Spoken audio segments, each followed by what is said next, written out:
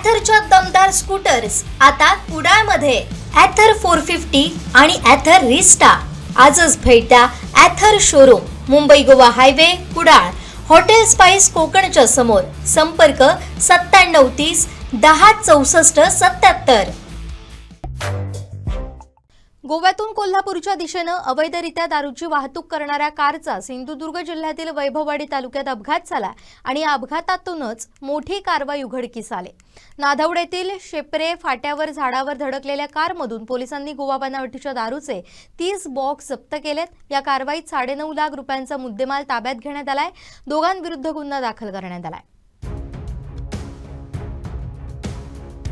गोव्याहून बीडला दारूची वाहतूक करणारी कार पकडली. कोल्हापूरच्या दिशेनं दारूची वाहतूक करणारी ही कार मध्यरात्रीच्या सुमारास नाधवड येथील शेपरे फाट्यावर चालकाचा वाहनावरील ताबा सुटला आणि कार थेट रस्त्यालगतच्या झाडावर जाऊन धडकली.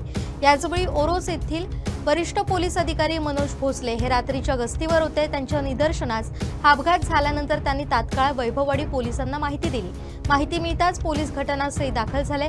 अपघातग्रस्त कारची तपासणी केली असता पोलिसांना धक्काच बसला. कारमध्ये 750 मिली क्षमतेच्या गोवा बनावटीच्या दारूचे तब्बल 30 बॉक्स आढळून आले.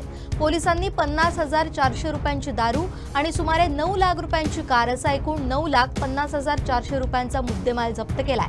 या प्रकरणी सुदर्शन राजेंद्र गीते आणि सूरज सतीश लोंढे या दोघांविरुद्ध महाराष्ट्र दारूबंदी कायद्यान्वये गुन्हा दाखल करण्यात आलाय. पुढील तपास पोलीस हवालदार चंद्रकांत माने करतायत. नाधवड येथील शेपरे फाट्यावर झालेल्या अपघातामुळे अवैध दारू वाहतुकीचा प्रकार उघडकीस आलाय. अपघात झाला नसता तर ही दारू कोल्हापूरपर्यंत पोहोचली असती. त्यामुळे या कारवाईची तालुक्यात चर्चा सुरू आहे.